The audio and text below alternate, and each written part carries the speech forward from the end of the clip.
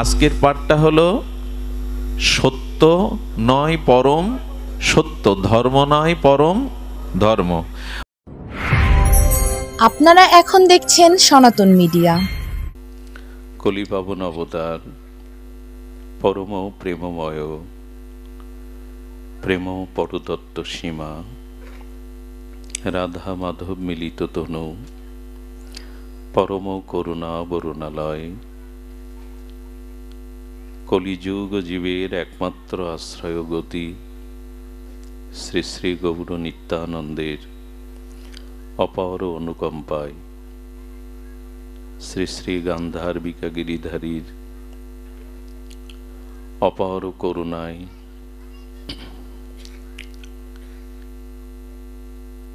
বঙ্গবসুন্ধরার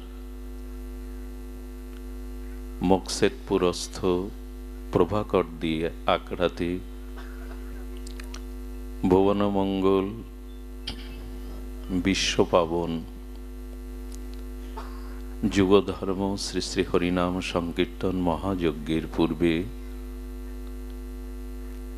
ভাগবতী ও ভক্তিযজ্ঞ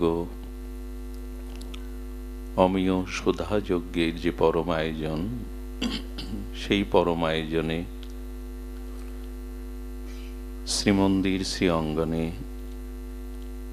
হরিকথার শুভারম্ভে অস্মদীয় জীবনধন জীবন সর্বস্ব প্রাতঃস্মরণীয় পরম বন্দনীয় সদ্গুরু শ্রী ভগবান শ্রী শ্রীল গুরু মহারাজের রাতুল আতুল পাবন পদারবিন্দে পরার্ধ কোটি দণ্ডবৎ প্রণতি। পূর্বে ব্যাসপীঠে শ্রীমদ্ ভাগবতীয় সুধাযজ্ঞে যারা ভরিদা জানা হয়ে হরিকথা দান করেছেন, প্রবচন করেছেন, পূর্বের ভাগবত আচার্যবৃন্দ তাদের শরণাঙ্গ প্রণতি নিবেদন পূর্বক সমাগত কথা প্রেমিক, ভাগবত প্রেমিক, মহাপ্রভুর প্রিয় অনুরাগী বৈষ্ণবজন, ভক্তজন, মহন্তজন, সদীজন, শ্রদ্ধাশীলা দেবী মূর্তি, ধর্মমূর্তি মাতৃগণ, সকল ভক্তচরণে দিন অতিদিনের সশ্রদ্ধ দণ্ডবৎ প্রণতি।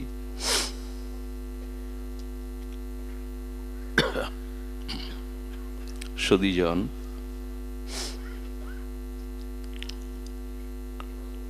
আমরা আজ যে বিষয়ে সামান্য আলোকপাত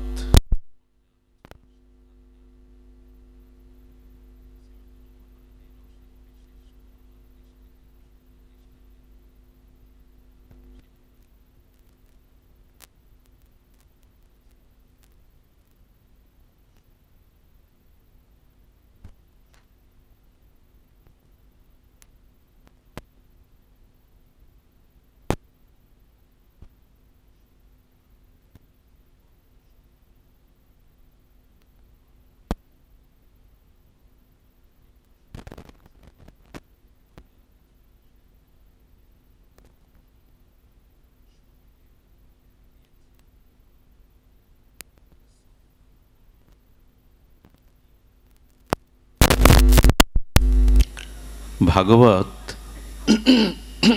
সত্য বা পরম সত্যের কথা বলেছেন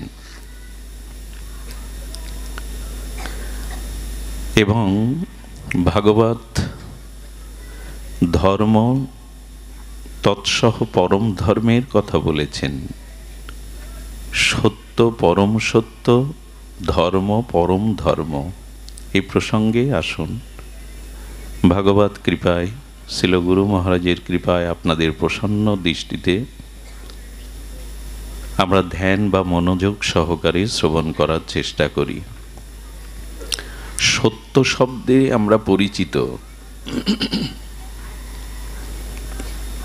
সত্য যার অস্তিত্ব, যার সত্তা সর্বদা অবিনাশী, শাশ্বত, সত্য সম্পর্কে আমাদের ধারণা কিঞ্চিত আমরা ইতিপূর্বে নিয়েছি, যার অস্তিত্ব বিদ্যমানতা আছে, যার ত্রৈকালিক অস্তিত্ব বিদ্যমানতা আছে, তাহাই সত্য। কিন্তু ভাগবত বলছেন সত্য নয়, তোমাকে পরম সত্য জানতে হবে। আসুন সেই পথ পরিক্রমায় আমরা জানার চেষ্টা করি। দেখুন, ঈশ্বর সচ্চিৎ আনন্দময়। প্রথমে সৎ কথাটি এসেছে, সচ্চিৎ আনন্দময়। এখন পরম ব্রহ্ম সচ্চিদানন্দ ভগবান, তিনি সৎ, চিৎ এবং আনন্দের ঘনীভূত রূপ। এখন ঈশ্বর যদি সৎ হয়, আমাদের জগৎ কি সৎ? বললেন জগৎকে মিথ্যা বলা যাবে না। জগৎ মিথ্যা একথা নির্বিশেষবাদী শঙ্কর সাক্ষাৎ জগৎগুরু শঙ্করাচার্য বলেছেন, ব্রহ্মসত্য জগৎ মিথ্যা। কিন্তু আমাদের আচার্যগণ বলেছেন জগৎ মিথ্যা নয়। এই অনন্ত বিশ্বব্রহ্মাণ্ড যিনি রচনা করেছেন, সেই সচ্চিদানন্দ ভগবানের কৃত এ জগৎ মিথ্যা নয়। এ জগতের মধ্যেই তিনি তার সৌন্দর্যকে, মাধুর্যকে প্রকাশ করেছেন। মৃত্তিকার ঘট দর্শন করলে যেমন কুমোরের কথা মনে হয়, মাটি আপনা আপনি ঘট হতে পারে না, কোনো কুমোরের মনোসংবেদ্য পরিকল্পনার দ্বারা রূপ নিয়েছে মাটিটা ঘটে। তেমন মাটির বা মৃত্তিকার ঘট দেখলে যেমন কুমোরের কথা স্মরণ হয়, এই অনন্ত বিশ্বব্রহ্মাণ্ড সুচারুরূপে সৌন্দর্য মাধুর্যে অলৌকিক তত্ত্বে যিনি সৃষ্টি করেছেন, জগৎ দেখলেই বিস্মরণ না, বরঞ্চ ঈশ্বরকে স্মরণ হয়, তিনিই রূপ দিয়েছেন। জগৎ মিথ্যা নয়, কারণ সত্য সুন্দর ভগবান কৃত যে জগৎ সৃষ্টি, তা মিথ্যা হতে পারে না। তবে জগৎ অনিত্য, মিথ্যা নয়। কি বলা হলো? খুব ধ্যান দিতে হবে। আমরা পরম সত্যকে জানব, সত্য নয়। ভাগবত প্রথমেই সেটি বলছেন। পরম সত্য কি না, জগৎ মিথ্যা নয়। জগৎ সচ্চিদানন্দকৃত সৃষ্টির মাধুর্যে, আনন্দে এ জগৎ সত্য, তবে জগৎ অনিত্য। অনিত্য মানে জগৎ বেশি দিনের নয়। এখন এই জগৎ অনিত্য আর জগদীশ্বর নিত্য, এটি জানার নাম হলো পরম সত্য। পরিষ্কার হলো না? জগৎ অনিত্য, ঈশ্বর চির সত্য, এটি জানার নাম পরম সত্য। তো এটা মৌখিক আমরা বলি, জগৎ অনিত্য, জগৎ ক্ষণস্থায়ী, জগৎ বিনাশশীল। কিন্তু একমাত্র ঈশ্বরই সত্য। এই প্রপঞ্চ যা কিছু সৃষ্টি চরাচর, এগুলো অনিত্য। এটি যথাযথ রূপে প্রজ্ঞার দ্বারা, অনুভূতির দ্বারা জানার নামই হলো মহা সত্য। এখন জগৎ অনিত্যকে জানতে হবে। এই শরীর, সংসার, পঞ্চভূত অনিত্য, এটি যথাযথ রূপে অনুভূতিতে আসতে হবে। তখনই পরম সত্যরূপ আপনি জানতে পারবেন।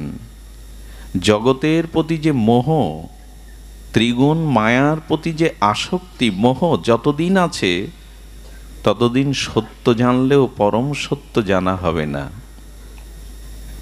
এই জন্য শরীর, সংসার সেই মহাসত্য জানার একটি উপায় মাত্র। এই শরীরটা পেয়েছি, সংসারটা পেয়েছি, এটি ওই পরম সত্যকে অর্থাৎ সচ্চিদানন্দকে, ঈশ্বরকে জানার জন্য, তাকে প্রাপ্তির জন্য। কিন্তু এগুলি যদি তার প্রাপ্তির পথে, তার ভজনের পথে অন্তরায় হয়, অন্তরায় তো হয়েই গেছে। দেহ নিয়ে, সংসার নিয়ে আমাদের মাতামাতি তো কম না, আমাদের আসক্তি তো কম না। এই আসক্তি যতদিন আছে ততদিন মহাসত্য থেকে আমরা অনেক দূরে, অনেক দূরে। এই জন্য ভাগবত প্রথম বলছে ধ্যান করো সত্যং পরং ধীময়ী, সেই মহাসত্যের, পরম সত্যের ধ্যান করো। জগতের ধ্যান, জগতের চিন্তা, জগতের মোহ, এটি অন্ত না হওয়া পর্যন্ত তুমি পরম সত্যের অনুসন্ধান পাবে না। কি করে বোঝায়? দেখুন, আপনি কোনো দূরে যাত্রা করবেন, মথুরায় যাবেন, মথুরা যাওয়ার আগে আপনি টিকিটটা 1 মাস বা 2 মাস আগে কেটে নেন, স্বাচ্ছন্দ্যে যাত্রা যাতে সরল হয়, সুখপ্রদ হয়। টিকিটটা কাটার পর উপযুক্ত সময়ে আপনি উপস্থিত হন, সেই রেল স্টেশনে উপযুক্ত সময়ে উপস্থিত হন। ট্রেনেও উঠলেন, আপনার কামরায় সিটেও উঠলেন।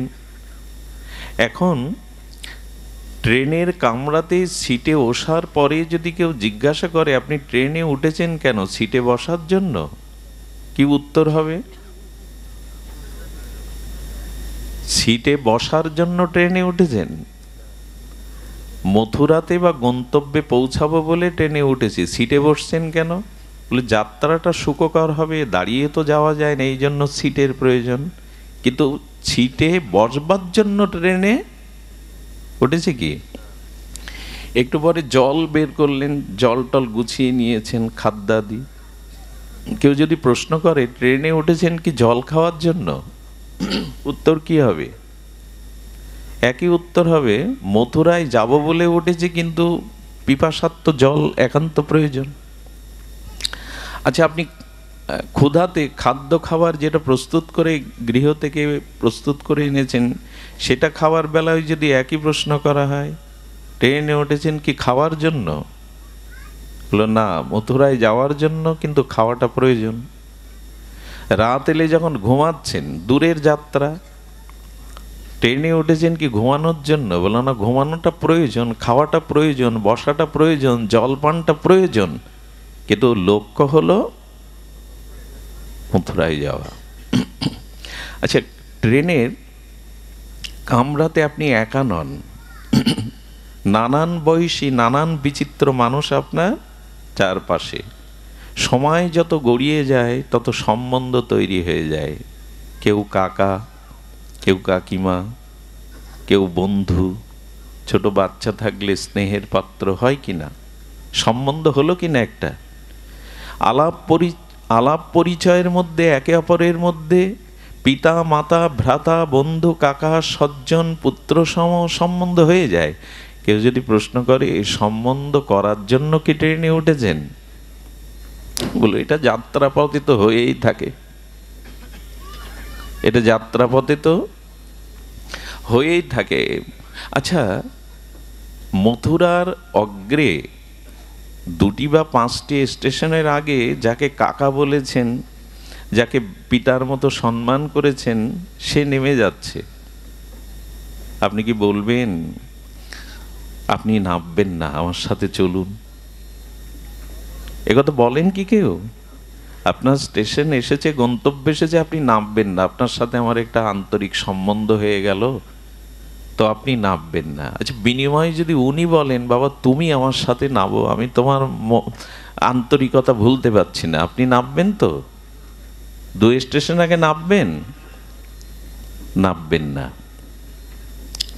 আচ্ছা, আপনি ট্রেনের যথাযথ মথুরাতে আসার পরে, আপনার গন্তব্যে পৌঁছানোর পরে ওদের কোনো অনুরোধ বা ওদের মায়ায় আপনি কি থেকে যাবেন, না নামবেন আপনার গন্তব্যে? পরম সত্যটা হলো কি জানেন? এই ট্রেনটাকেই সংসার মনে করুন।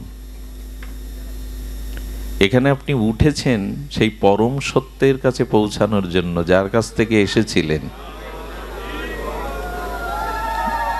যার কাছ থেকে এসেছিলেন ওইখানে গন্তব্য। আচ্ছা, নদীর সৃষ্টি কোথা থেকে? নদীর সৃষ্টি কোথা থেকে? সাগর থেকেই তো। তো সাগর থেকেই নদীর সৃষ্টি।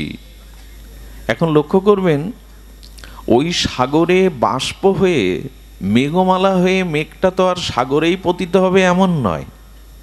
মেঘটা ভাসতে ভাসতে কোথাও না কোথাও সেই সমুদ্রের জল, নদী জল গিয়ে সমুদ্রে মিশেছে, সমুদ্রের জল বাষ্প হয়ে মেঘ হয়েছে, মেঘ হয়ে ভাসমান মেঘটা অন্য কোনো স্থানে বৃষ্টিপাত করেছে। সেটা হিমালয়ে হতে পারে, হিমালয় থেকে গড়িয়ে খাল বিল হতে পারে, নদ নদী হতে পারে। তারপরে লক্ষ্য কোথায়? নদীতে, আবার লক্ষ্য সমুদ্রে। আমরা এসেছি মানে আমরা অংশ, ভগবান অংশী। আমরা অংশ, ভগবান অংশী। আমরা তার কাছ থেকে এসেছি। গন্তব্য আমাদের সেই পরম সত্যময় সচ্চিদানন্দ পরম ব্রহ্মের কাছে ফিরে যাওয়া। মাঝখানে সংসার রূপ ট্রেনে উঠে পড়েছি। এখানে খেতে হয়, খাও। যাত্রাপথটা তো তোমাকে সুখময় করতে হবে। পিতা, পুত্র, কন্যা, কুটুম্ব, আত্মীয় স্বজন পাতাতে হয়, পাতাও। সম্বন্ধের খাতিরে তাদের প্রতি কর্তব্য করতে হয়, করো। খাও, দাও, ঘুমাও, খেলা করো, বিনোদন করো। কিন্তু তোমাকে তোমার স্টেশনে নামতে হবে। এরা তোমার সাথে কেউ যাবে না। এইটি তত্ত্বত অনুভূতির দ্বারা জেনে যাওয়ার নামই হলো পরম সত্য। এটা জানা আপনাদের হতে পারে, অনুভবী জন আপনারা, ভজনশীল জন। আমার জানা হয়নি, আটকে আছি। এভাবে জন্ম মৃত্যু, কত ক্রম, কত কল্প, কত জন্ম, এইভাবে আটকে আছি। ওই যে জলটা সমুদ্র থেকে বাষ্প হয়ে মেঘ হয়ে পড়লো, ওকে আবার সমুদ্রে ফিরে যেতে হবে। না ফিরে যেতে পারলে কিন্তু ওই ড্রেনে কোনো দূষিত জলাশয়ে আটকে কতকাল থাকবে তার ঠিক নেই। আবার বাষ্প হয়ে উঠবে, আবার গড়িয়ে গড়িয়ে হিমালয় পাদদেশ নালা দিয়ে সমুদ্রে তাকে যেতে হবে। আপনাকে আমাকে যেতেই হবে। মাঝগানের এই যাত্রাটা যাতে সুখময় হয়, এজন্য সকলের সাথে সুব্যবহার করুন। ব্যবহারিক দিকটা সুসংহত রাখুন, সংযত রাখুন। কিন্তু নামতেই হবে, এটা ছাড়তেই হবে। এটা যথাযথ রূপে জেনে যাওয়ার নামই হলো পরম সত্য। এটা জানতে হবে। আমাদের এই যে সাধনার ধন, এই দেহ মন বিচার বিবেক বুদ্ধি, এই জগৎ পেয়েছিলাম, এটা সাধনার উপকরণ হিসাবে মনে পড়ে। অনেক পুরনো দিনে এক মেয়ের বিয়ে, তৎকালীন ঘড়ির খুব দুষ্প্রাপ্যতা ছিল, ঘড়ির একটা মান্যতা ছিল। তো শ্বশুর মশাই সামান্য একটু শিক্ষিত, জামাই আকাট মূর্খ, ধন আছে, পরিজন, সুপাত্র মনে করে বিয়ে তাকে একটা ঘড়ি উপহার দিয়েছে। দেওয়ার পরে শ্বশুরমশাই উপহার স্বরূপ পরিয়ে দিয়ে বলছে, সময়টা কাজে লাগিও, সময়টা কাজে লাগিও। 2 বছর বিবাহোত্তর পরে জামাইয়ের বাড়ি মেয়ের বাড়ি সেই শ্বশুরমশাই গিয়েছেন। যাওয়ার পরে বলছেন, বাবা ঘড়িটা তোমার কাছে আছে তো? ঘড়িটা হাতে পড়ো তো? সময়কে কাজে লাগাও তো? বলে হ্যাঁ, সময় কাজে লাগায়। কি করেছে জানেন? ঘড়িটা সামনে ধরার পর দেখে ঘড়ির ওপরের যে পাট, সেইটা খুলে ওর মধ্যে চুন রাখা শুরু করেছে। পান খায়, যে ওপরের পাটটা, ওইটা খুলে ওর মধ্যে চুন ভরে রেখেছে। চাষা কৃষিকাজ টাজ করে, পান খাওয়া অভ্যাস আছে, ওর থেকেই চুন বের করে। বেশ খাপ মতো হয়েছে। সময় কাজে লাগিয়েছে। আমিও লাগিয়েছি সময় কাজে। দেহ পেলাম, সংসার পেলাম, বিবেক পেলাম, বিচার পেলাম, ভাগবত পেলাম, তুলসী পেলাম, নাম পেলাম, অনুরাগী ভক্ত সঙ্গ পেলাম, কিন্তু সময় কাজে লাগাইনি, অন্য কাজে ব্যয় করে দিয়েছি। ঘড়ির খাপ খুলে চুন রাখতে শুরু করেছি, বেশ করেছি, সময় খুব কাজে লাগিয়েছি। সময় কিন্তু চলে যাচ্ছে, সময়কে পাওয়া যাবে না, খুব ভুল হয়ে যাচ্ছে, পরম সত্যের পথে এসে বড় ভুল হয়ে যাচ্ছে। এই জন্য শাস্ত্রে বলছেন এটি সাধনার ধন হিসাবে কাজে লাগাও, সময়টাকে কাজে লাগাও। এই জন্য মহাসত্যকে জানতে গেলে দেখুন, সংসারের স্বরূপকে আমরা এখনো বুঝতে পারিনি। সংসারের স্বরূপকে এই প্রহলিকা মায়ার মোহ, যে দুর্তার্য মায়া, দুর্লঙ্ঘনীয় মায়া, একে ঠিক বুঝতে পারিনি। যাদেরকেই এমন করে মোহমায়ায়, মায়াতে মুগ্ধ হয়ে আবিষ্ট হয়ে আছি, বুঝতে পারিনি এরা কেউ সত্য নয়, এরা মহাসত্যের পথে বাধা, এই মোহ, এই মায়া। এই জন্য আমাদের কিঞ্চিত উচিত হবে এই মোহমায়া থেকে নিজেকে মুক্ত করার চেষ্টা করা, পরম সত্যের সন্ধান করা। এই জগৎ একরকম স্বপ্নই, এই জগৎ একরকম স্বপ্নই। সংসার স্বপ্ন মানো, ছিল ঠাকুর নরোত্তমের এই মহাবাণী, সংসার স্বপ্ন মানো। আর সংসার স্বপ্ন মেনেছি। মনে পড়ে এক ভদ্রলোকের সকালবেলা উঠে শুনলেন পুত্র মারা গেছে।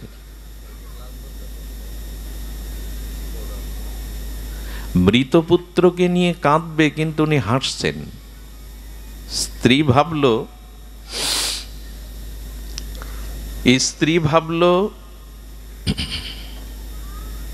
যে পুত্রহারা পিতার শোকের কারণে তিনি উন্মাদ হয়ে গেছেন, স্মৃতিশক্তি হারিয়েছেন। স্ত্রীর মুখপানে চেয়ে বললেন, আমি স্মৃতিশক্তি হারাইনি, তবে পুত্র হারিয়ে আপনি হাসছেন, কখনো আবার কাঁদছেন। বলেন, আমি কাঁদবো না হাসবই বিচার করছি। কথা বলেন না, কি বিচার করছেন? আমি ভোরবেলা স্বপ্ন দেখলাম আমি রাজা হয়েছি, আমার পুত্র জন্ম নিয়েছে, রাজপুত্র। সকালবেলা উঠে দেখছি এই পুত্র মারা গেছে। এখন ওই রাজা হওয়ার, রাজপুত্র প্রাপ্তিতে হাসবো না এই পুত্র হারিয়ে কাঁদবো, এটাই বিচার করে পাচ্ছি না। বলেন, ওটা তো স্বপ্ন, এটা তো সত্য। বললেন, ঠাকুর মশাই বলে দিয়েছেন, ভাগবত বলে দিয়েছে, সংসারটাও একরকম স্বপ্ন। তো সংসার যদি স্বপ্ন হয়, ওটাও যদি সত্য হয়, আমি বিচার করছি ওটার প্রাপ্তিতে আমি হাসবো না এটা হারানোর জন্য কাঁদবো। কি বিচার দেখুন। হ্যাঁ, রাতের স্বপ্নটা ক্ষণিকের, আর সংসারের স্বপ্নটা একটু দীর্ঘ সময়। এটা স্বপ্ন ছাড়া কিছু নয়। এইভাবে তত্ত্বত অনুভূতির দ্বারা জেনে যাওয়ার নাম হলো পরম সত্যকে জানা। এই জন্য ভাগবতের প্রথম শ্লোকে এসেছে সত্যং পরং ধীময়ী, সেই পরম সত্যের ধ্যান করো। এই জগৎ তোমার বেশি দিনের নয়। এই জন্য শাস্ত্র বলেছেন মহাসত্যের জানার জন্য তোমাকে এই উপলব্ধিতে আসতে হবে। ত্রিগুণময় এই মায়ার সংসার অনেকটা স্বপ্নের মতো, একে সত্য ভেবে আঁকড়ে ধরে ভুল করেছি। সূচনা ছিল পরম সত্যকে জানা। দ্বিতীয় শব্দটা কি ছিল? দ্বিতীয় শব্দ ছিল সত্যং পরং ধীময়ী। আচ্ছা, আমরা ধ্যান দিয়ে শুনছি তো, ভাগবত শ্রবণ করতে হবে কিন্তু ধ্যানের দ্বারা। এই গ্রন্থ সাধারণ গ্রন্থ নয়, এটি কোনো পুস্তক বা গ্রন্থ নয়। ভগবানের থেকেও যার বেশি কৃপা করুণা এই বিশেষত যুগে, তিনি হলেন ভাস্কর ভগবানের অভিন্ন কলেবার শ্রীমদ্ ভাগবত। ভাগবত সাধারণ গ্রন্থ নয়, সর্ববেদান্ত সার অমল পুরাণ শ্রীমদ্ ভাগবত। এর বক্তাও আশ্চর্য, এর মধ্যে মহামহিমাও বড় আশ্চর্য। যারা শ্রবণ করে, অনুভূতি দিয়ে যারা ব্যক্ত করে, তারাও আশ্চর্যবোধ। আচ্ছা, আমাদের রাজর্ষি জনকের স্ত্রীর নাম ময়না। কি নাম? ময়না। তো ময়না রাজর্ষি জনকের কাছে একদিন প্রশ্ন করছে, আপনি বলতে পারেন বর্তমান কালে এই বিশ্ব ব্রহ্মাণ্ডের মধ্যে শ্রেষ্ঠ সাধুকে? রাজর্ষি জনক বিচার করে বললেন, আমার দৃষ্টিতে সকলেই সাধু, কিন্তু সর্বাগ্যে দুইজন। একজন হলেন দেবশ্রীপাদ নারদ, আর একজন হলেন পরমহংস শিরোমণি কুলতিলক সুখদেব গোস্বামী। বলেন দুইজন হয়ে গেল তো, আমি একজনকেই বেছে নিতে চাইছি। বলে তাহলে তুমি পরীক্ষার দ্বারা বেছে নাও, আমি দুজনকে আহ্বান করছি। প্রথমে নারদ এলেন, ছোট একটা আসন, সেই ছোট আসনে নারদকে পাতা প্রক্ষালন করে আসনে বসিয়েছেন। বসানোর পরে কিছুক্ষণ পরে সুখদেব গোস্বামী এসেছেন, ওই যে পরমহংস, এই জগতের মায়া যাকে স্পর্শ করতে পারেনি। তো পরমহংস ছিল সুখদেব গোস্বামী, এসে আবেশেই বসেছেন, কে পাশে বসে এসে খেয়াল করেননি। দুজনকে আরতি প্রদর্শন করালেন ময়না। আরতি প্রদর্শন করিয়ে প্রণাম করতে গিয়ে ওই দুজনের মাঝখানে অল্প একটু জায়গায় ময়না বসে গেলেন। এখন যেই বসেছে, নারদ উসখুস করছে, পেছাচ্ছে, মানে মাতৃ স্পর্শ পাচ্ছে তো, পেছাচ্ছে, পেছনে যাচ্ছে, এই করতে করতে উনি পড়েই গেছেন। সুখদেব গোস্বামী নির্বিকার, নীরব। রাজর্ষি জনক বললেন, বিচার হয়ে গেছে? বলে হ্যাঁ রাজর্ষিপাদ, বিচার হয়ে গেছে। কারণ নারদের এই বোধ আছে কে নারী এবং কে পুরুষ। এই জন্য আমি আসনে বসাই উস্কুট করতে করতে উনি স্থান থেকে পড়েই গেলেন। কিন্তু সুখদেব গোস্বামীর এই চিন্তা ভেদ নাই, কে নারী কে পুরুষ, উনি সর্বত আত্মদর্শন করেন। কে নারী কে পুরুষ এই ভেদ নাই, উনি সর্বত আত্মাকে দর্শন করেন, পরমাত্মাকে। এই জন্য আমার দৃষ্টিকোণে ভাগবতের বক্তা হলে এই পরমহংস সুখদেব। এটা সাধারণ গ্রন্থ নয়, কে বলছেন দেখুন। এই জন্য ভাগবত শুনতে হবে সাবহিত হয়ে, মহাপ্রভু শুনতেন সাবহিত হয়ে, খুব সতর্ক হয়ে। কারণ ভাগবত উপলব্ধি আনতে, আমি গতদিন বলেছিলাম, গুরু দ্রোণাচার্য কৌরব পাণ্ডবদের একত্রিত করেছেন। কার কেমন মেধা, মুখস্থ শক্তি, আমি একটা পরীক্ষা নিতে চাই। একটা শব্দ উচ্চারণ করে বললেন, তোমরা ওটা বলো, সত্যং বধ। সত্যং বধ সবাই। আচ্ছা, এটা মুখস্থ করতে আপনার যে সময় লাগে, সত্যং বলতে পারবেন এই মুহূর্তে? সবাই বলল, একজন বলতে পারল না। গুরু দ্রোণাচার্য বললেন, তোমার বলা উচিত ছিল, পারা উচিত ছিল, বলে একটু সময় দিন। 3 দিন ধরে জিজ্ঞাসা করে যাচ্ছে, এসে বললেন, হে আচার্য, এবার আমার ওটা মুখস্থ হয়েছে। কি বলেছিলাম? সত্যং বদ। 3 দিন কেন লাগলো? প্রথম যেদিন বললেন সত্যং বদ, মানে সত্য বলো, আমি বিচার করে দেখলাম আমার জীবনে তো সব সত্য বলি না, মুখে বলবো কি করে, বুলি আওড়াবো কি করে। তাই 3 দিন ধরে অন্তর্মনা হয়ে জীবনে সিদ্ধান্ত নিয়েছি, আর কখনো মিথ্যা বলবো না। সেই সিদ্ধান্তের আলোকে আজ এসে বলেছি। এই ব্যক্তিটা কে জানেন? ইনি হলেন ধর্মরাজ যুধিষ্ঠির। 3 দিন আগে বলতে পারতেন না? সত্যং বদ আপনারা বলতে পারতেন না? জীবনে সিদ্ধান্ত নিলেন সত্য ছাড়া মিথ্যার আশ্রয় নেব না। অনুভূতিটা হলো এই জন্য ভাগবত যিনি বলবেন, যার মুখে ভাগবত শুনলে আমাদের পরম সত্যের উপলব্ধি হবে, পরম ধর্মের উপলব্ধি হবে, সেটি এই পরমহংসগণের মুখেই।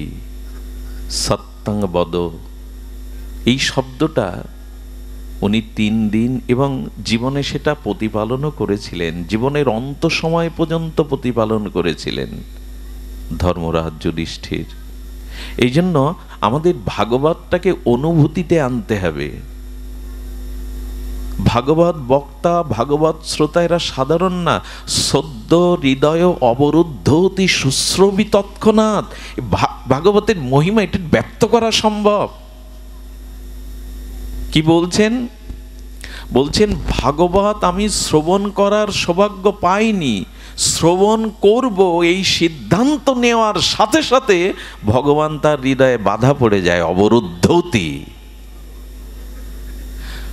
এই গ্রন্থ সাধারণ নয়, এটি কোনো গ্রন্থ কলেবর নয়। বলছেন আমি ভাগবত শ্রবণ করব, এরকম সিদ্ধান্ত সংকল্প মনে আসার সাথে সাথে সদ্য হৃদয় অবরুদ্ধতি শুশ্রবি তৎক্ষণাৎ। গোবিন্দ বলছেন শ্রবণের ইচ্ছা জাগলেই আমি তার হৃদয়ে বাধা পড়ি, শুধু বাধা পড়ি না, তার হৃদয়কে শুশ্র অর্থাৎ সেবা করতে শুরু করি, শুদ্ধ করতে শুরু করি। তাহলে শ্রবণ করলে কি হবে? এই জন্য ভাগবতের বক্তা, ভাগবতের শ্রোতা সাধারণ নয়। এভাবে সাধারণ অন্যান্য ধর্ম অনুষ্ঠানের মতো, আলোচনার মতো মনে করা ঠিক নয়। ভাগবত পরম সত্যকে জানিয়ে দেয়, পরম সত্যের সন্ধান দিয়ে দেয়। আর কি দেয়? সত্যং পরং ধীমহি জানলাম। আর ভাগবত হলো, কি বলেছেন? ধর্ম নাই, ভাগবত হলো পরম ধর্ম। ধর্ম পর্জিত কই তব অত্র পরাং নির্মৎ শরণাং শতাং। প্রথমে এই শব্দ এসেছে। ছিল সুখদেব গোস্বামী বলছেন ধর্ম পর্জিত কই তব অত্র পরং, পরম ধর্ম নির্মৎ শরণাং শতাং। ভাগবতের 2য় শ্লোকে এসেছে এই মহা শব্দাবলী, এই মহা অনুভূতির তরঙ্গ রাশি, উচ্চ ভাগবত জ্ঞান, ভাগবত ভক্তির পরম উৎস রাশি তরঙ্গায়িত হয়েছে এই শব্দের দ্বারা। আচ্ছা, ধর্ম আর পরম ধর্ম কাকে বলে? প্রথমে তো ধর্মটা বুঝি। ধর্ম কাকে বলে খুব মন দিয়ে শুনতে হবে, আমরা একটা নূতন অনুসন্ধান পেয়ে যেতে পারি ভাগবত কৃপায়। ধর্ম তাকেই বলে, দেখুন এই পরিসরে একটু কথা বলে রাখি, শুধু পাণ্ডিত্যের দ্বারা, শ্লোক আবৃত্তির দ্বারা কিন্তু ভাগবত প্রসিদ্ধ হবে না। আচ্ছা, আমার মতো দুষ্ট বা আমার মতো স্খলিত চরিত্রের মানুষের যদি খুব প্রখর মেধা হয়, কারো কারো তো মেধা খুব প্রখর হয় না? দুষ্ট লোকের, শয়তান লোকেরও মেধা, মুখস্থ শক্তি খুব বেশি হয় না? অনেকেরই হয়, হয় কি না?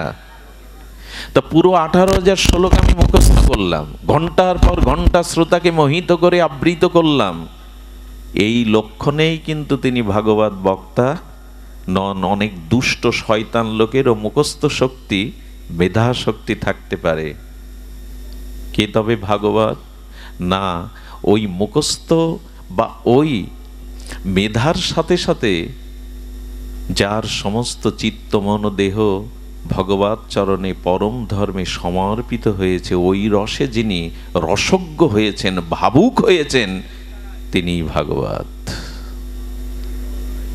শুধু পাণ্ডিত্য দিয়ে ভাগবতকে পরিমাপ করা হয়নি, পাণ্ডিত্যের সাথে সাথে হৃদয়ে অপ্রাকৃত অনুভূতির ভজন রসসিক্ত রসিক বা ভাবুক হতে হবে। তার ভিতরে ভগবত প্রেমের রস আছে কিনা, তিনি অনন্ত ভাগবত চেতনার ভাবুক কিনা, তবেই তিনি ভাগবত। আমাদের মতো নরাধম মাদিস্য জীবের মতো এই আসনে বসবার কোনো অধিকার নেই, এবং আমাদিস্য এরকম জীবাধমের পক্ষে ভাগবত প্রকাশ করাও সম্ভব নয়। অপ্রাকৃত বস্তু কখনো প্রাকৃত গোচর হয় না।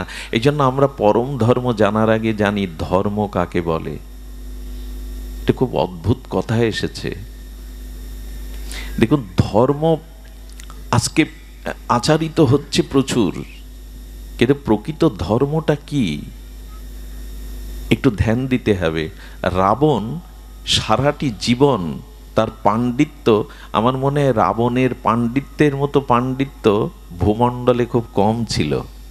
আমরা তো মুখস্থ করে শ্লোক মুখস্থ করতে পারি না, দেখে দেখে বলি, আর অনর্গল শ্লোক রচনা করে বলতেন। তার মেধা, তার বিদ্যা বৈদুষ্য জগতে বড় বিখ্যাত রাবণের। রাবণ কৈলাসে গিয়ে কৈলাস উঁচু করে ধরতেন। পার্বতীকে শিব ঠাকুর মাঝে মাঝে বললেন, ভূমিকম্প হচ্ছে নাকি পার্বতী? বললেন, কৈলাসে তো প্রভু আপনি আছেন, ভূমিকম্প হওয়ার কথা না, আপনার এক শিষ্য এসেছে। তো শিষ্য এসে কৈলাস নাড়া দিচ্ছে কেন? বলি, এটাই ওর প্রণামের ধরন। ও লাইনে দাঁড়িয়ে দেবতা ঋষিদের সাথে আপনার কি প্রণাম করবে? টোটাল সমগ্র কৈলাসটা তুলে হাতে নাড়াচ্ছে। শিব ঠাকুর গিয়ে বললেন, রাবণ তোমার আর আসার দরকার নেই, আমি লঙ্কায় যাব প্রতিদিন পূজা নিতে। রাবণ এমন পূজা করতো, মাঝে মাঝে ফুল না থাকলে মাথা কেটে দিত, 10টা মাথা তো 5টা কেটে দিয়ে দিত। সারাটা জীবন এভাবে ভগবান শঙ্করের উপাসনা করেছেন। আর রাম ভগবান রঘুপতি একদিন মাত্র রামকে, এই ভগবান শঙ্করকে অভিষেক করেছিলেন রামেশ্বরে। কদিন করেছিলেন? একদিন। উপাসনা কদিন করলো? আর রাবণ সারা জীবন। যুদ্ধে কে জয়ী হলো? একদিনের পূজাতেই ভগবান শঙ্কর, ওনারও তো উপাস্য ভগবান শঙ্কর রাবণের। শঙ্কর তাকে বিজয় এনে দিতে পারেনি। সংকেত কি দিল জানেন? ধর্মকর্ম সারা জীবন করলাম, পূজা পার্বণ শ্রবণ কীর্তন সারা জীবন করলাম, কিন্তু প্রকৃত ধর্ম উপলব্ধি করতে পারলাম না। পাওয়া যাবে না। অল্প ধর্ম করুন, কিন্তু চরিত্র, নিজের ব্যবহার, নিজের বিবেক বিচার এগুলো সনুন্নত রাখুন। বেশি পূজার প্রয়োজন হবে না, বেশি আরাধনাও লাগবে না। এখন তো স্রোতের মতো বইছে ধর্ম, স্রোতের পূজা পার্বণ যাগ যজ্ঞ স্রোতের মতো বইছে। একদিনের আরাধনায় ভগবান শঙ্করের কৃপা পেলেন। আমরা তো কত কাল ধরে কাজ করছি। আচ্ছা, একটি পিতার দুটি সন্তান, একটি সন্তান পিতাকে খাটে রাখে, পালঙ্কে রাখে, আর কত সেবার ব্যবস্থা, সুখের ব্যবস্থা, যা চাই দিয়ে দেয়, কিন্তু পিতার আদেশ মেনে চলে না। আরেকটি সন্তান পিতাকে ওইভাবে সেবা করতে পারে না, মাঝে মাঝে এসে প্রণাম করে, কিন্তু পিতার আদেশটা জীবনে প্রতিপালন করে। পিতার কাছে গ্রহণীয় কে হবে? আদেশ পালন করে। ধর্ম তাকেই বলে। ধর্ম কাকে বলে? কর্তব্যের পথে যিনি চলেন, কর্তব্যের পথে যিনি চলেন, এবং যার কর্তব্য কর্মের মধ্যে, ধ্যান দিন, ধর্ম শব্দের একটা অভিনব অর্থ হলো যিনি ঈশ্বর বা শাস্ত্র প্রদত্ত কর্তব্য কর্ম পরায়ণ হয়ে সমষ্টি অর্থাৎ বেষ্টির সাথে সাথে নিজের সাথে সাথে অন্যের কল্যাণ করেন, ইনি ধর্ম করেন। বোঝা গেল না? শাস্ত্র ও ঈশ্বর নির্দিষ্টিত কর্তব্য কর্ম যিনি করেন, এবং যিনি শুধু নিজের মঙ্গল না চেয়ে সমষ্টি সকলের মঙ্গল চান, ইনি ধর্ম করছে। যিনি শুধু নিজের উদ্ধার, নিজের কল্যাণের জন্য কর্তব্য কর্ম শাস্ত্র যাগযজ্ঞ করছে, তিনি ধর্ম পালন করছেন না। এটাকে স্বার্থ বলা যায়। কি বলা যায়? আজকের এত যাগযজ্ঞে কাজ হচ্ছে না কেন জানেন? শুনে নিন। সমষ্টির কল্যাণ নিজ কল্যাণের সাথে যদি আপনি না চান, সে যোগ্য নয়, সেটি আদৌ ধর্ম নয়। আমাদের ভাগবত কি বলে দিয়েছেন জানেন? এত বড় কথা কোনো শাস্ত্র বলেনি, যে অপরকে অপমান করবার জন্য, অন্যের কাছে প্রতিযোগিতায় নিজের মান সম্মান বাড়ানোর জন্য, নিজের যশ খ্যাতি অহমিকা প্রকাশের জন্য যজ্ঞ করে এর মাথা কেটে নাও, ভাগবত বলেছেন। এই শব্দ উচ্চারণ করতে গিয়ে আমার লোম খাড়া হচ্ছে, ভয় হচ্ছে কথাটা বলতে। অপরকে দেখানোর জন্য, অপরকে অপমান করবার জন্য, নিজের যশ খ্যাতি ঢাকঢোল পিটানোর জন্য যারা ধর্মীয় যজ্ঞ করে, মাথা কেটে নিতে বলেছেন তাদের। শুধু বলেননি, মাথা কাটাও হয়েছিল। পৃথিবীতে প্রথম যজ্ঞ কে করেছিল বলুন? এই পৃথিবীতে প্রথম যজ্ঞ করে দক্ষ প্রজাপতি। দক্ষ, উনি প্রথম যজ্ঞ করেন। সে যজ্ঞ সাধারণ না, ঋষিরা ছিল, মুনিরা ছিল, দেবতারাও ছিল, ব্রহ্মাজিও ছিলেন। শিবকে অপমান করবার জন্য, শিবকে নীচ করবার জন্য এই যজ্ঞের মাথা কেটে নেওয়া হয়েছিল। ভাগবত কি শিক্ষা দিচ্ছে দেখুন, যজ্ঞ অপরকে দেখানোর জন্য না, যশ খ্যাতি ঢাকঢোল পিটানোর জন্য না, অন্যকে অপমানিত করে নিজের মানকে প্রকাশের জন্য ধর্ম এবং যজ্ঞ নয়। যজ্ঞ হতে হবে ব্যষ্টির সাথে সমষ্টির কল্যাণ, তাকেই বলে যজ্ঞ, তাকেই বলে ধর্ম। মাথা কেটে নিল। কি মাথা বসিয়ে দিল? ছাগলের মাথা।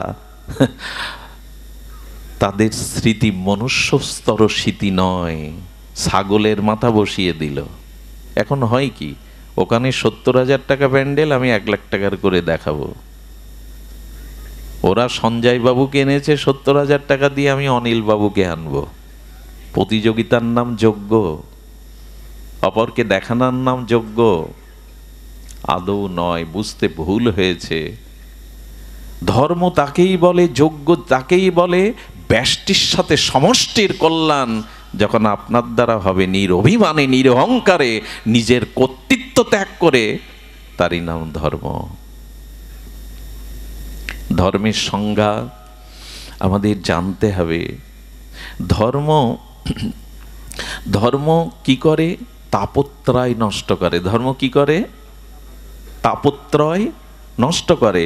ধর্মের যথাযথ আশ্রয় নিন, নিজের সাথে অপরের কল্যাণ কামনা করুন, তাহলে কি হবে জানেন? তাহলে তাপ আছে, কিন্তু তাপ, একটা দৃষ্টান্ত দেই। একটা জ্বলন্ত উনানের উপরে দুধের হাঁড়ি দিয়েছেন, ধ্যান দিয়ে শুনুন। আমি তো পৌঁছাতেই বিলম্ব করেছি, ক্ষমা চেয়ে নেই, দ্রুত বলতে হচ্ছে।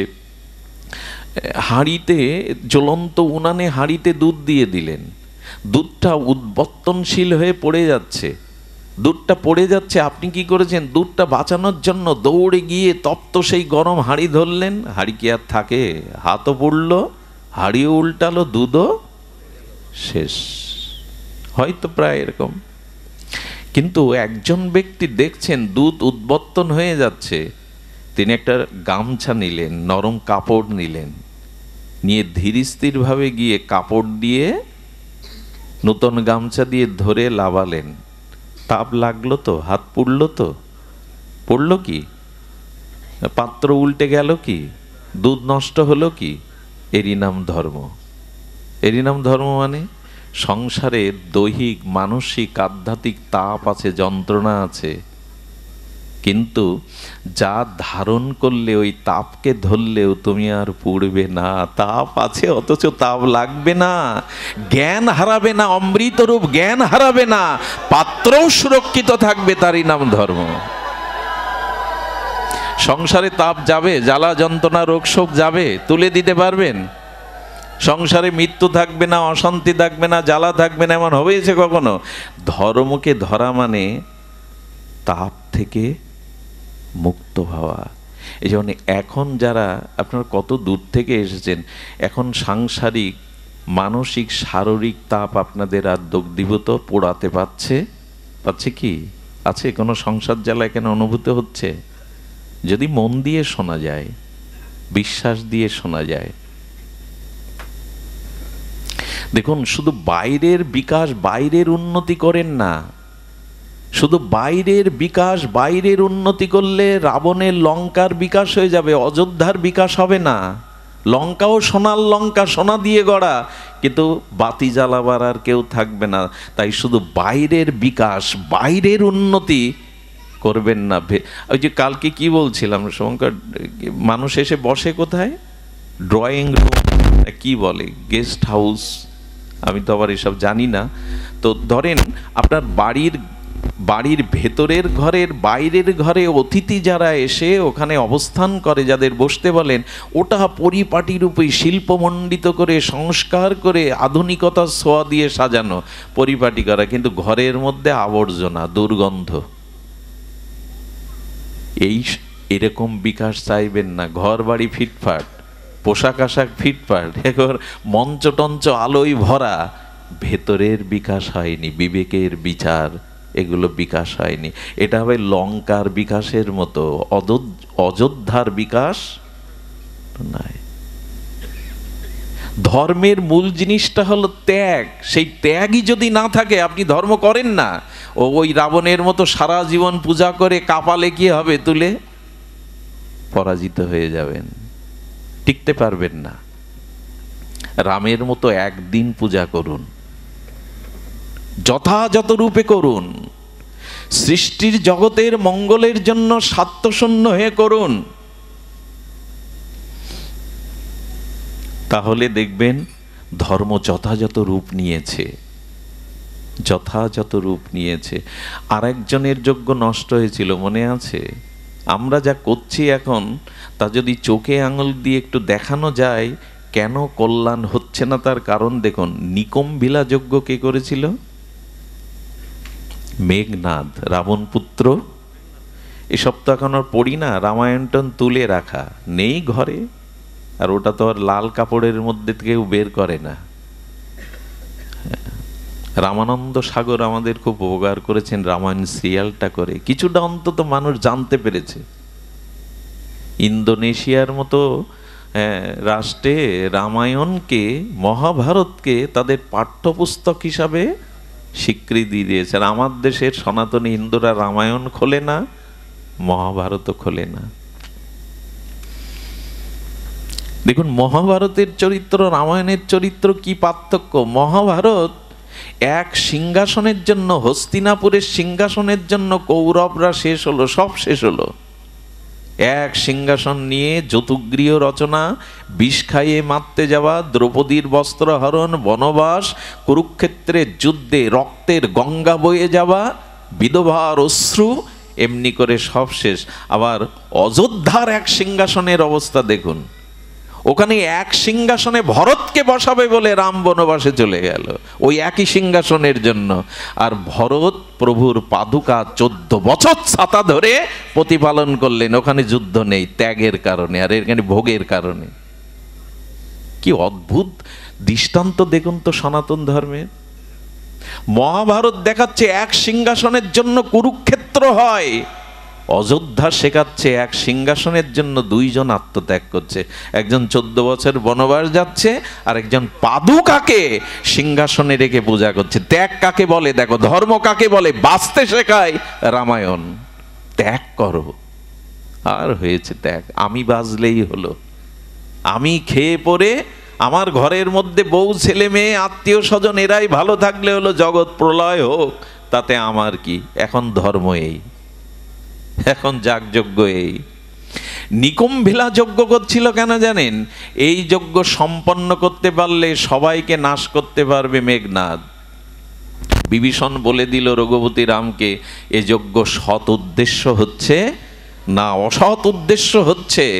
অন্যকে, ধর্মকে নাশ করার জন্য, সাধুকে বিনাশ করার জন্য রামচন্দ্র লক্ষ্মণকে দিয়ে, হনুমানকে দিয়ে সেই যজ্ঞ পণ্ড করলেন। যজ্ঞ ভেঙে দেন ভগবান।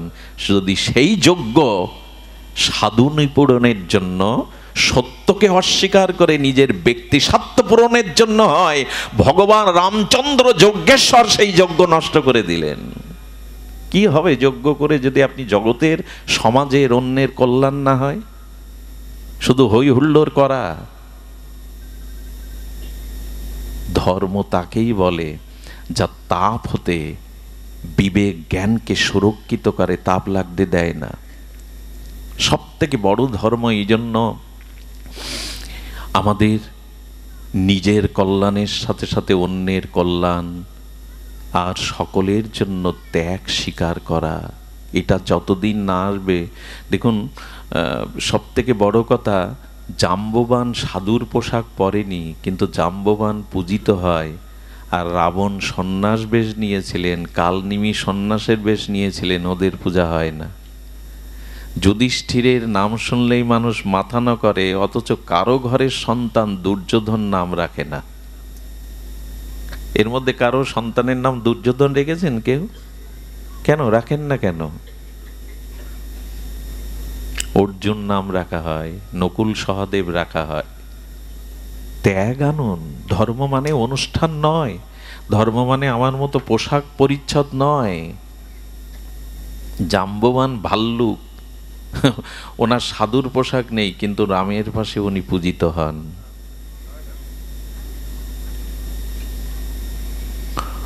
এই জন্য বাইরের আবরণ থাকতে হবে, কিন্তু ত্যাগ থাকতে হবে।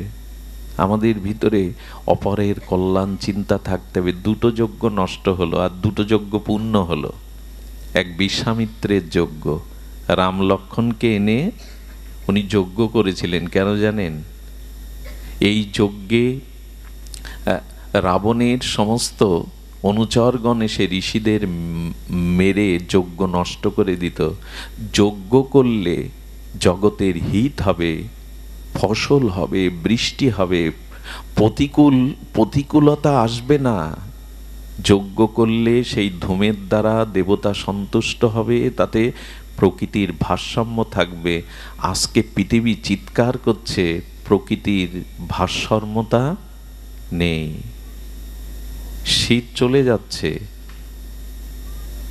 ঋতুচক্রের আমূল পরিবর্তন এসেছে, মানুষ নূতন রোগ ভাইরাসে আক্রান্ত হচ্ছে। একটা কারণে, মানুষ নিজের স্বার্থের জন্য সব কিছু নষ্ট করে ফেলছে ভোগের জন্য। এটাতেই সতর্কতা করার জন্য বিশ্বামিত্র বলেছিলেন, যজ্ঞ যথাযথ রূপে হলে পৃথিবীতে শান্তি প্রতিষ্ঠা হবে। আজকে গাছ বাঁচাও, এই কথাটা কারা বলেছে?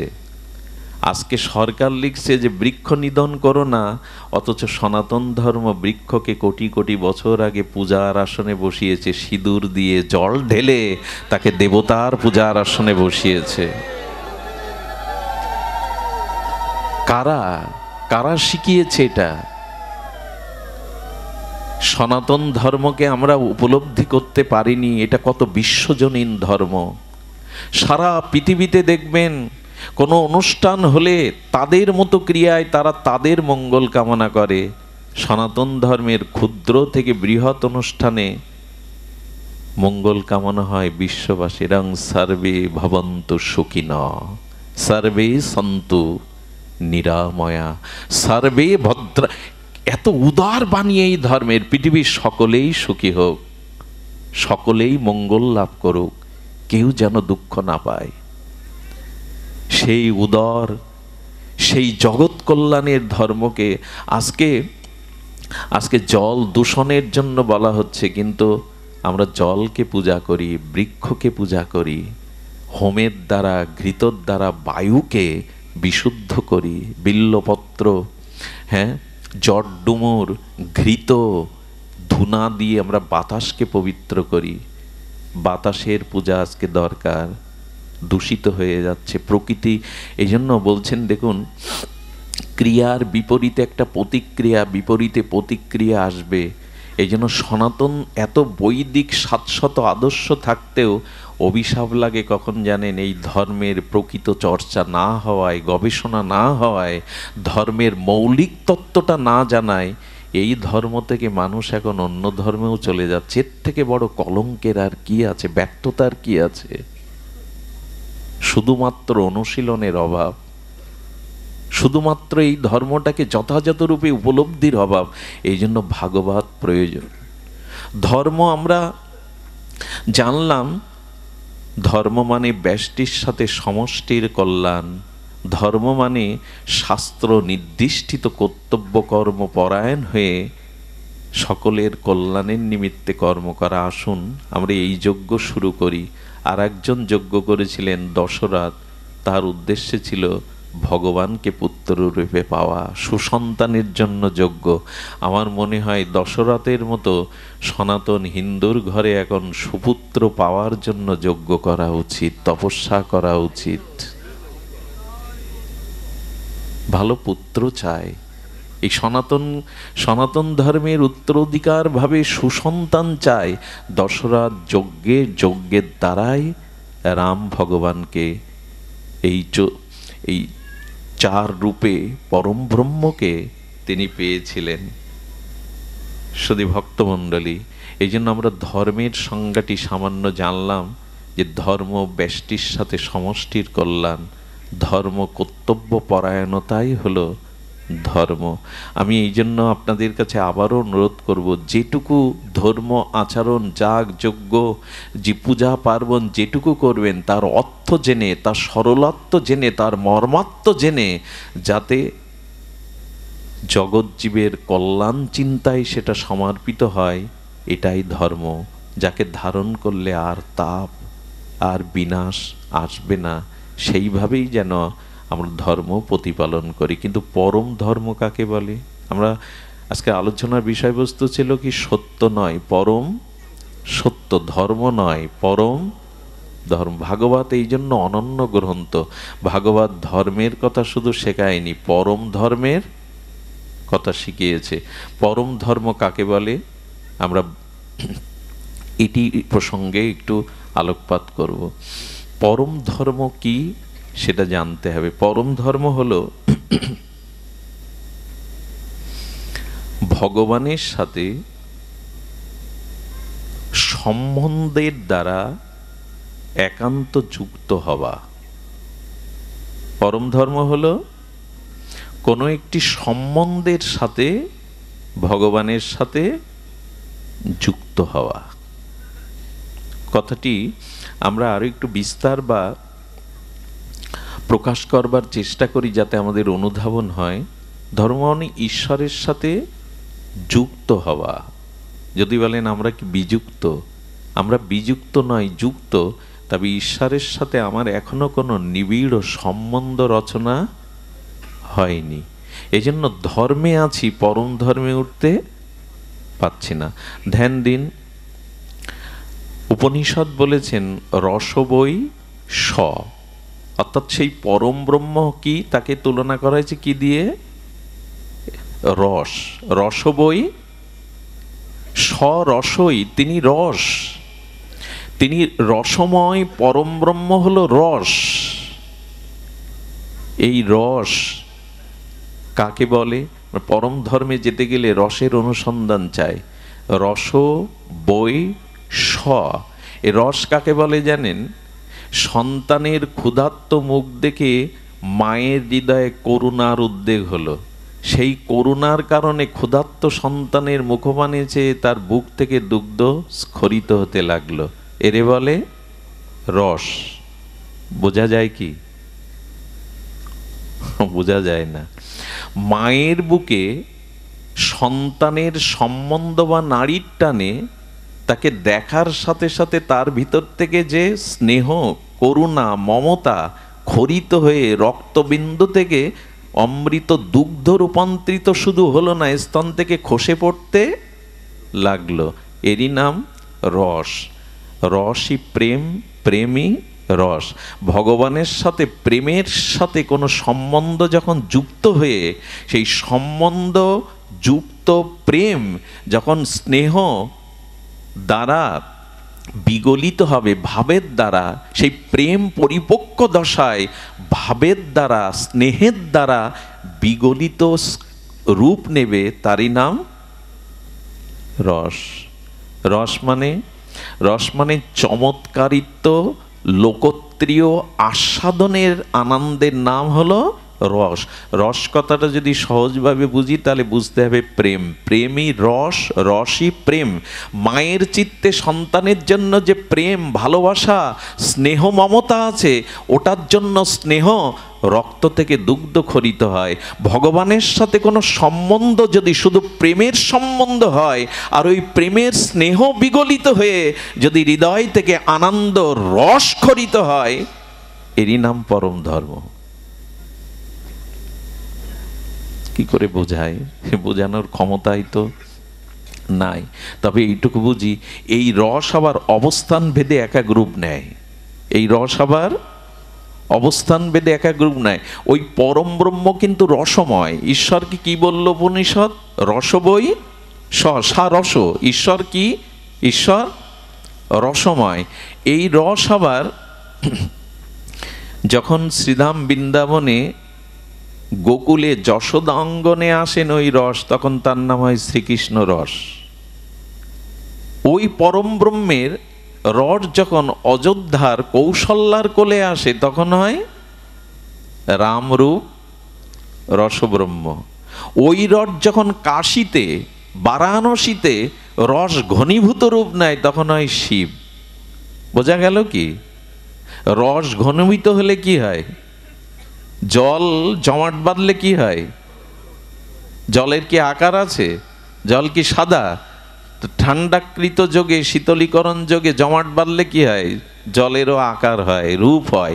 সেই রস যখন যশোদার কোলে সম্বন্ধরূপ স্নেহের কারণে রূপ নেয়, তখন সেই রসব্রহ্মের নাম হয় কৃষ্ণ। ওই রস যখন কৌশল্যার কোলে যায়, তখন হয় রাঘবেন্দ্র রামভদ্র। ওই রস যখন কাশীতে বারাণসীতে যায়, তখন সেই রসের নাম হয় শিব। ওই রস যখন যোগী মণি ঋষিদের চিত্তে আসে, তখন সেই রসের নাম হয় কি? নাম হয়, নাম হয় বিশুদ্ধ শান্ত রস। যোগী ঋষিদের কি রস আছে ভেতরে? শান্ত রস। ওখানে ওরা জগৎ থেকে সমস্ত অন্তর্মনা হয়ে ওই শান্ত অবস্থায়, কোনো কামনা বাসনা তাদের আর নেই। যোগী ঋষিদের চিত্তে ওই রস এলে কি রস হয়? শান্ত রস। আচ্ছা, ওই রস যদি কোনো সেবকের চিত্তে প্রবেশ করে, তখন হয় দাস্য রস। বোঝা যায় মা? ওই রস যখন, ওই প্রেম যখন কোনো দাসের ভিতরে প্রবেশ করে, তখন তার নাম হয় দাস্য রস। ওই রস যখন কোনো সখার ভিতরে প্রবেশ করে, বন্ধুর ভিতরে, তখন সেটা হয় সখ্য রস। ওই রস যখন কোনো মায়ের ভিতরে প্রবেশ করে সন্তানের জন্য, তখন হয় বাৎসল্য রস। কিন্তু আর একটা রস আছে, যে রসটা প্রেমী এবং প্রেয়সীর, যখন প্রেয়সীর মধ্যে ওই রস প্রবেশ করে প্রিয়ার জন্য, প্রীতমের জন্য, তখন হয় ওটা মধুর রস। আমাদের উপাসনাটা এই রসের। আমাদের উপাসনাটা শুষ্ক না, শুধুমাত্র ভগবান তুমি সর্বশক্তিমান, ফুল চল ছড়ালাম, মন্ত্র ঝাড়লাম, এরকম না। আমাদের উপাসনাটা হলো রস উপাসনা। কে জানিয়ে গেছেন এটা? শ্রীমান মহাপ্রভু। এই রস ঘনীভূত হলে, যখন ঘনীভূত হয় এই রস যখন অনেকগুলো মূর্তি ধরে পরম চিন্ময় আনন্দে মগ্ন হয়, তার নাম রাস। এই রস ওখানে, ওখানে রাধা কৃষ্ণ নেই, ওখানে গোপীরা নেই, ওখানে রস এক একটা রূপ নিয়েছে। রসের ঘনীভূত রূপ হলো রাস। আর ওই রাস মহাপ্রভু হরিনামের মধ্যে দিয়ে গেলেন। এবার ওই রাস মিলিত আস্বাদন, আমি মনে হয় একটু গভীরে যেতে চেষ্টা করছি। রাতও গভীর হচ্ছে, সময়ও গভীর হচ্ছে। আসুন, রস উপাসনা আমাদের শুষ্ক উপাসনা নয়। চৈতন্য মহাপ্রভু এই রস সিন্ধুর সন্ধান আমাদের দিয়ে গেছেন। চারিদিকে রস আর রস। এখানে বিষ নেই, এখানে অন্য কিছু নেই। এরই বলে পরম ধর্ম।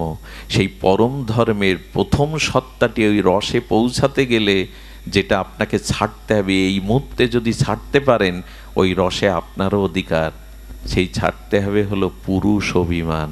ওখানে কোনো পুরুষের প্রবেশ, এসব কথা মেনে নিতে পারবো তো?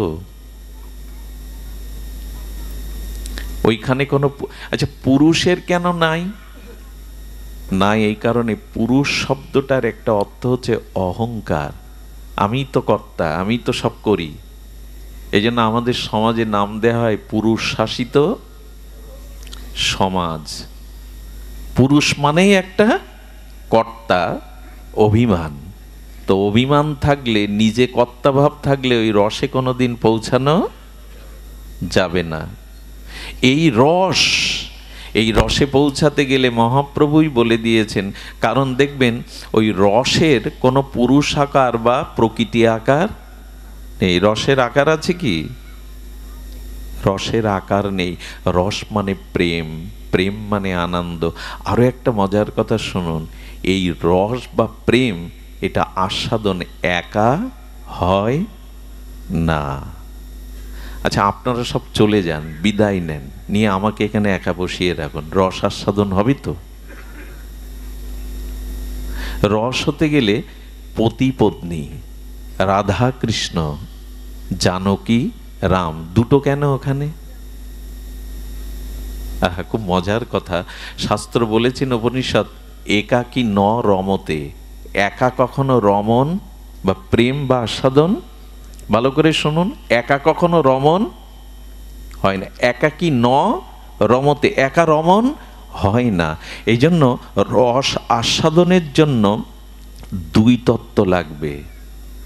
দুই তত্ত্ব ছাড়া, এই জন্য ওই একই রস দুইভাবে বিভাজন হয়েছে, রাধা কৃষ্ণ, সীতারাম, হর পার্বতী। একা রমন হবে না। কিন্তু এই রসের সমাপ্তি কোথায় জানেন? দুইজন ছাড়া রমন হবে না, দুইজন ছাড়া মিলন হবে না, দুইজন ছাড়া প্রেম হবে না।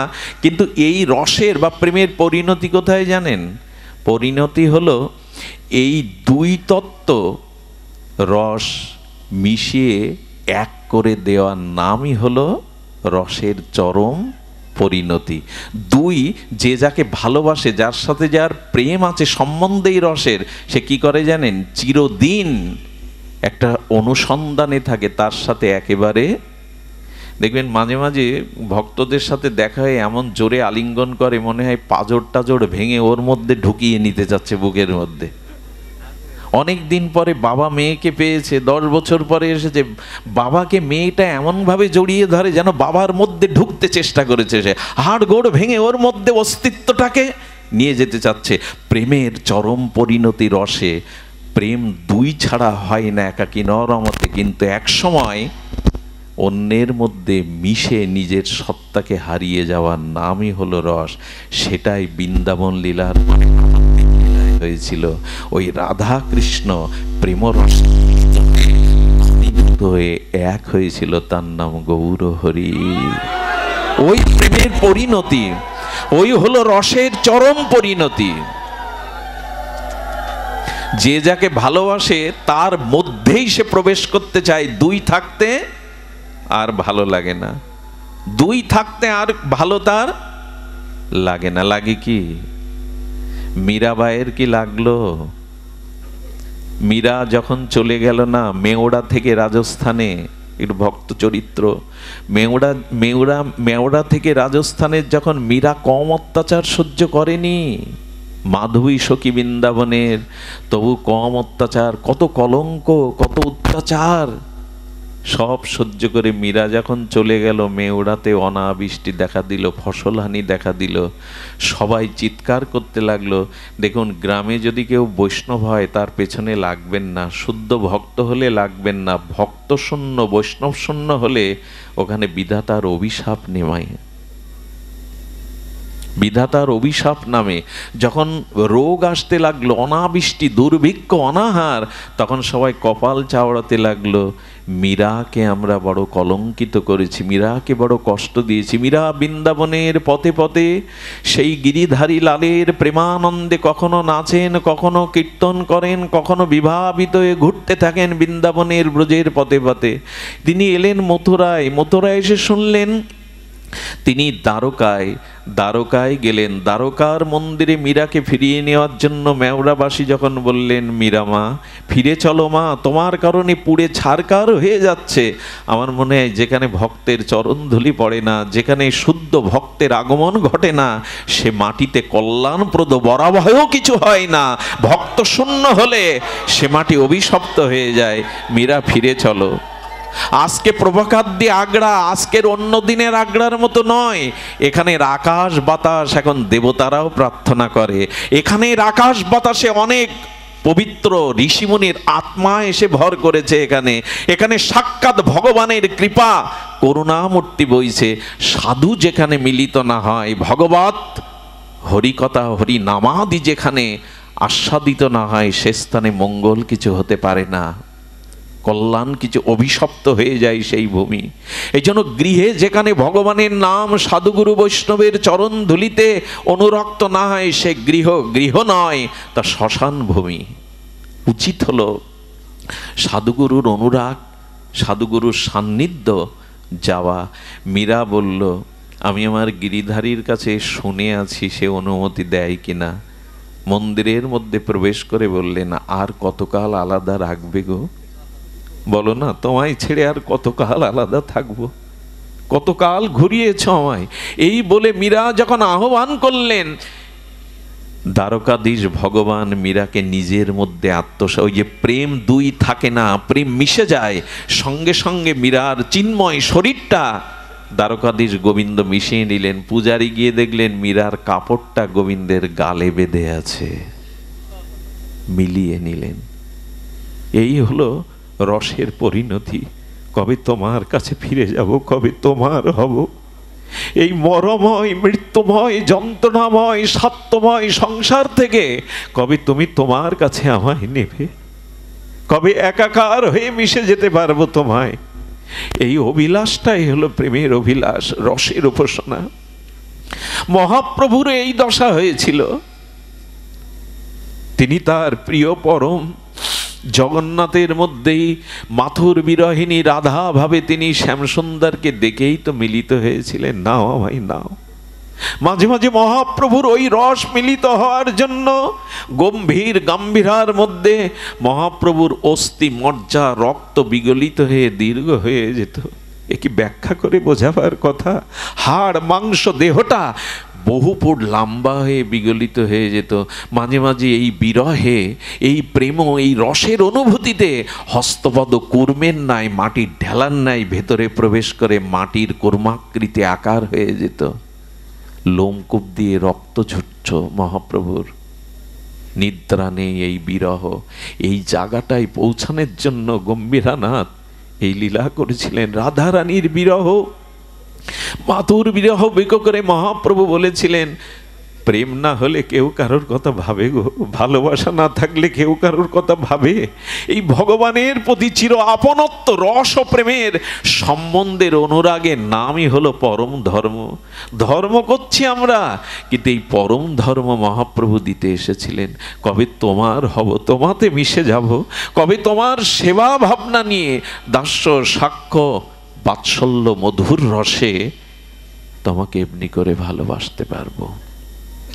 এই ভালোবাসাটাই হলো আমাদের রস উপাসনা। এই রস উপাসনায় মহাপ্রভু নিজে আচরণ করে শেঠ যে রহিল প্রভুর দ্বাদশ বৎসর। এই উপাসনাটাই চাই আমাদের।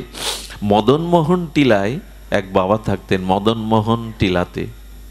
মদনমোহন টিলাতেই বাবা ছোটবেলা থেকেই বিরক্তি, বৈরাগ্যময়। মদনমোহন টিলাটা গেছেন আপনারা, যমুনার ধারে সনাতন গোস্বামীর ভজনস্থলী। শুধু বৃন্দাবনে গিয়ে প্রেম মন্দিরে ছুটে যাবেন না, এই সব জায়গায় যাবেন যেখানে গোস্বামী পাদের অনুভূতি মেশানো আছে। প্রেম মন্দিরে যাবেন, বিখ্যাত প্রেম মন্দির, কিন্তু এদের স্থানে যাবেন, একটা অনুভূতি পাবেন ওই মাটিতে। এক বাবা থাকেন, তার উপাসনা কি জানেন? আহা, তার উপাসনা কিছুই না। ব্রজবাসীদের দুয়ারে দু চার মুঠো ভিক্ষা করে পেতেন, আর তার উপাসনা শুধু একটাই, চোখের জলের কান্না। কি বলে জানেন? রাধা মাধব, তুমি তো নিত্য লীলা বিহার করছো বৃন্দাবনে, আমি দেখছি না, মানে আমার অনুরাগ জন্মালো না, আমার উৎকণ্ঠা পিপাসা এলো না। আমাদের এই প্রেমটা, রসটা হলো পিপাসার উপাসনা, শুধু চোখের জল। তবে লোককে দেখানোর জন্য না, আড়ালে বসে বসে কাঁদেন, হে প্রিয়া, হে প্রীতম, তোমরা তো নিত্য লীলা করছো, কবে কবে দেখা দেবে, কবে দর্শন? এটা আবেগ নয়। আড়ালে মাঝে মাঝে ওই হারানো প্রিয়কে পাওয়ার জন্য যদি বুকে ব্যথা জাগে না, দুপোটা প্রেমশ্রু বিগলিত হয় না, আর কবে পাবো তোমায়? যাদেরকে পেয়েছি তারা আমার চিরদিনের সাথী নয়, তারা আমাকে বোঝে না। কবে তোমায় পাবো? রাত দিন ঝোপ ঝাড়ে বসে কাঁদে, মাদু করে ভিক্ষা করে খায়। এই কাঁদতে কাঁদতে কাঁদতে কাঁদতে অন্ধই হয়ে গেল। চোখের জল পড়তে পড়তে দৃষ্টিহারা হলো।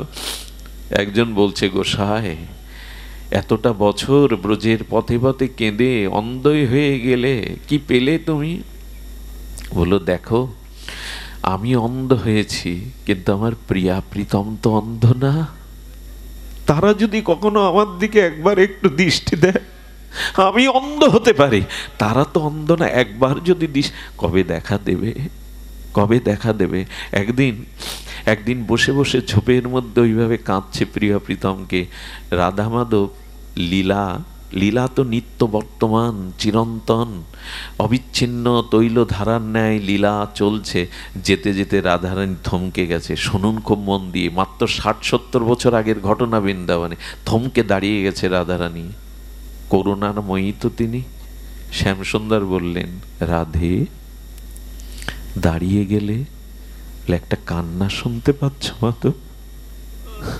ওনার কানেই যায় এটা, বিগলিত করুণা রাধাত্ম। বলছেন, একটা কান্না শুনতে পাচ্ছ প্রীতম? গোবিন্দ বললেন, আমি খেয়াল করিনি। বলো, কান পেতে শোনো, কাঁদছে একজন। আমার কি মনে হয় জানেন, খুব হৃদয়ের ব্যাকুলতা নিয়ে, উৎকণ্ঠা নিয়ে যদি হা গোবিন্দ, হা রাধে, হা গৌর বলে কাঁদেন, দাঁড়িয়ে যাবে। ভগবান সহ্য করতে পারে সবকিছু, ভক্তের চোখের জল সইবার মতো ক্ষমতা ভগবানের নেই। এখানে উনি পরাভূত হয়ে যান, ওখানে থমকে দাঁড়ান। গোবিন্দ বললেন, কানে আসছে, কে যেন কাঁদছে। রাধারানী বলছেন, কার জন্য কাঁদছে জানো? তোমার আর আমার জন্য।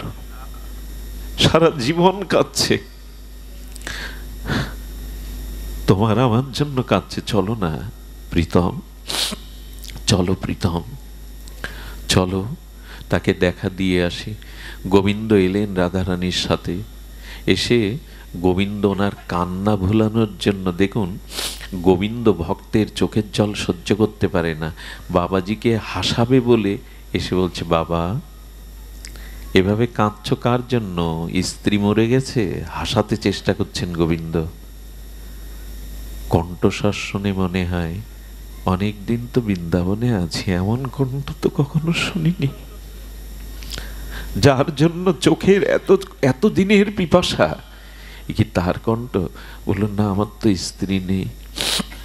তবে কাঁদছো কেন? রোগ শোক জরা ব্যাধিতে?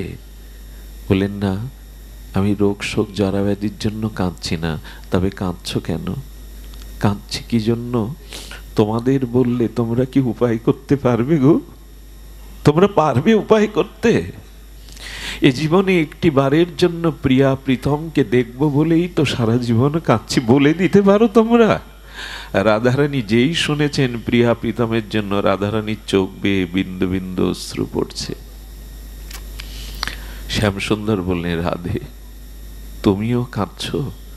যাও, ওকে কৃপা করো। রাধারানী এসে বাবাজির চোখে কোমল হস্ত বুলিয়ে দিলেন। যেই হস্ত বুলিয়ে দিলেন, এই প্রেমময়ীর হস্তের ছোঁয়া পাওয়ার সাথে সাথে দৃষ্টি ফিরে পেয়ে সেই যে যুগল মাধুর্য মূরতি দেখলেন, দেখার সাথে সাথে মূর্ছিত হয়ে পড়ে গেলেন। বেশিক্ষণ তো দেখা যায় না। মূর্ছিত হওয়ার পরে যখন সংজ্ঞা ফিরল, কি বলবো, গোবিন্দ ভক্তের চোখের জল ঘুচায় না, বাড়িয়ে দেয়।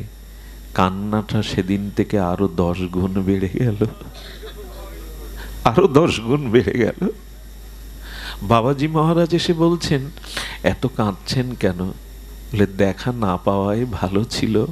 ওই রূপ যারা নয়নে দেখে, ওই রূপ দেখার জন্য তাদের কান্না ছাড়া, হাহুতাশ ছাড়া আর কিছু বাকি থাকে না।